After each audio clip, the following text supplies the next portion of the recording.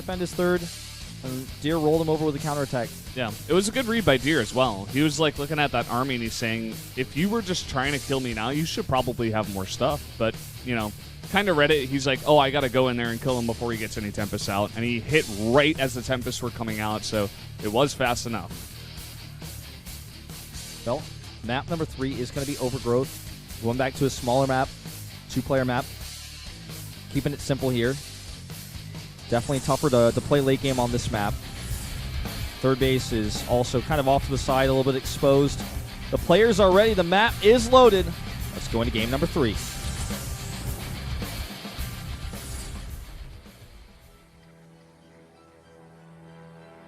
Down here in the bottom left of Overgrowth, the red Protoss, it is Patience.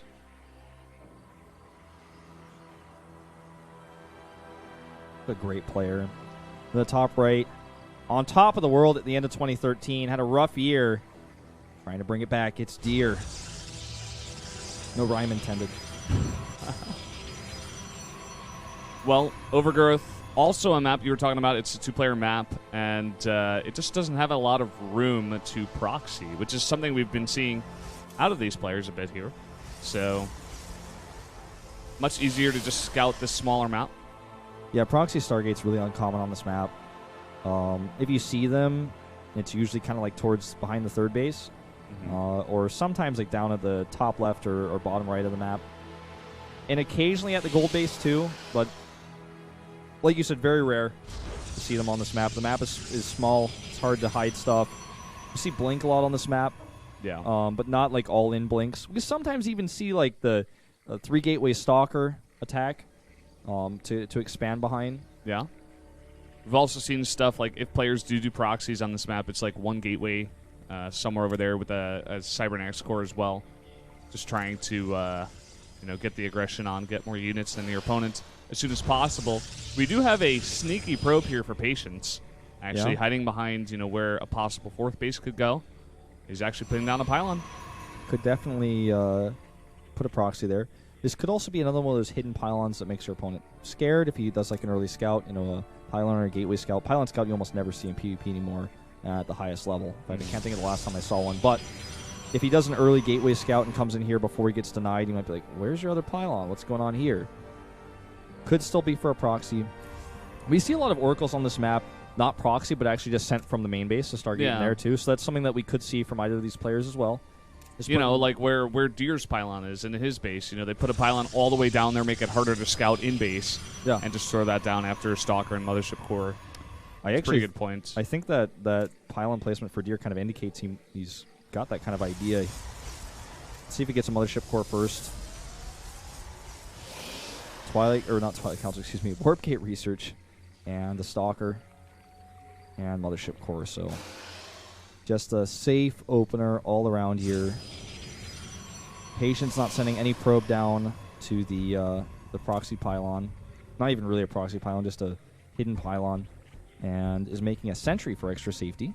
With that early sentry, you can also get a hallucination scout faster. In main, Twilight Council for Deer. And a second sentry for Patience, indicating he's just going to try to take a 1-gate expand, which is a very risky build on this map, but a build that Deer probably won't expect. Yeah, definitely. I mean, we do have Deer going for the Twilight Council, which usually indicates some aggression. He's already sending units over to Patience's base right now. He's already got that Zealot and Stalker and Mothership Core combo here. Yeah, Stalkers do a ton of damage to Mothership Cores. They take so much because they're armored units, and they have barely any health, so look at how much damage that's already taken. It's like a floating snow globe. And sentries don't do damage either, so it's actually going to be able to pick away at this Nexus quite a bit. And Blink is on the way. I think Deer might just see blood in the water and commit heavily to 3 gateways Blink Stalker aggression. Wouldn't be surprised. When you see sentries like this, you can even bring your Mothership Core into the main, because you're like, oh, those sentries are not going to kill my Mothership Core. Scouts everything. Doesn't see much besides, well, he sees everything, actually. He sees the 2 gates, as well as the Robo coming up here. But he's coming in. I think he's pretty happy to see that 3rd sentry as well. He's like, okay, well, that's not going to do any damage here. Already 2 probe kills, and he might snipe the Mothership Core. If he snipes the Mothership Core, This gets so hard to hold, the follow-up. Oh, he does lose a Stalker, though, and doesn't get that Mothership Core. But the Nexus Cannon was baited. And his Nexus is blocked, so he kind of has to commit now. And that's why that pylon goes down here. I don't know, man. The Immortal's already on the way. Losing that Stalker and not killing the Mothership Core hurts a lot. But this is definitely a push where he continue to do a lot of damage, continue to harass. And with the Sentry Warp in here, he might just try to contain and get his own Nexus up. Yeah, definitely. I mean, there's no way he's going to be killing Patience right now who's getting the Immortals out. He saw that Robo Facility, and he's like, okay, I'll just kill your Nexus, get my Nexus up pretty fast here. And no reason to try to go for the kill here. Already 2 sentries at the bottom of the ramp. Could have been a totally different story, too. Oh, that was an unfortunate warp in timing. I guess he just wants to slow down the kill on that pylon, to slow down the Nexus. Might even be worth it for 100 minerals. Not going to get any probe kills. But because the Nexus wasn't canceled, he knows that he gets the full kill, which is awesome. That's like 400 minerals he's never going to get back. The same minerals he actually committed to Stalkers, which are still being useful for him in this game. So Deer's going to be feeling pretty good about this right now. He is behind in tech, and that's something that's going to take him a long time to catch up on. In fact, he's even going for a Stargate here. Yeah, wow. I like that because he knows he's not going to be able to catch up on Immortals very quickly. We got Twilight Council here for Patience, as well as a Warp Prism. Maybe try to go for Counterblink here.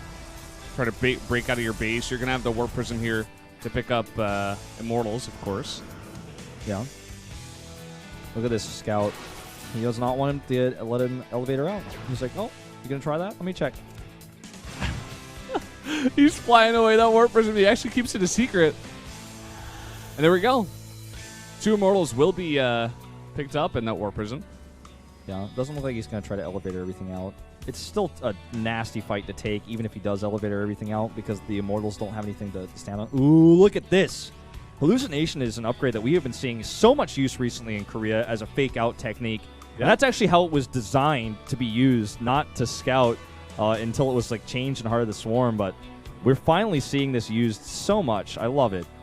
Yeah, it's really cool. I mean, as we reach the highest level and that skill cap just like gets poked all the time, you just see this kind of thing come out a lot here. But here we go. The Immortal drop is on. Yep, even some Stalker Warpins here. The Nexus does change the priority of those Immortals. He might lose his Warp Prism. 2 more shots. Ooh. Oh! For a second there, I thought he was going to lose it with both of them in there. I'm like, are you crazy?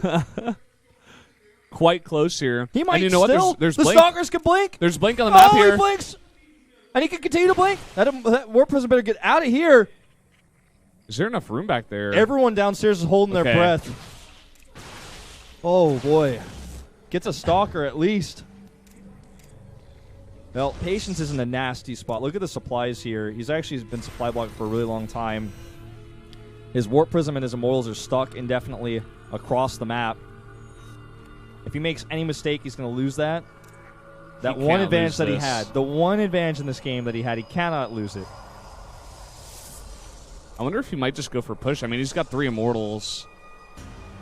2 of them do need to join up here. And the Nexus Cannon was used earlier to defend against that Immortal drop. This is a lot of Stalkers, though, with Blink. And he's getting his own Immortals here, so possibly not. I mean, he could try for it, but I just don't think it's going to have a high rate of success. I think just doing what he's doing at home, getting a Forge and a, robotic support bay for the Colossi is the safer plan here. It's the more late game focused plan. It's like, all right, I've got the Immortal advantage already. Let's get a further tech advantage. Nice snipe on the Observer here. That's a small victory. And he's actually able to save his Immortals. But this is actually a big attack that we're seeing from Deer instead. And oh my god, he's caught in the middle of the map. This could be disastrous. A good time warp here.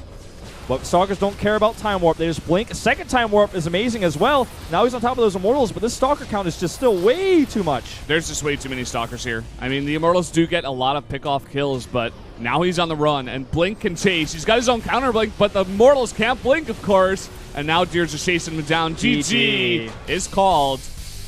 Bit of a mix-up there in positioning. Out of Patience. Had to get off of that map. It takes 10 Stalker shots to actually take out the Immortal shield. And if you have 18 Stalkers, those shields go down pretty fast. Yeah. Then you do bonus damage to armored units. Immortals are still armored after that shield's gone. then Immortals die really fast. So Yeah. if you have that many Stalkers, you kind of just say, well, Immortals are good against this, but I've got way too much. Way too many Stalkers. He had a massive lead in economy because of the Nexus kill that he had, the Sentry block, and Patience was behind in so many ways. Then his Immortal all-in, or not Immortal all-in, his Immortal drop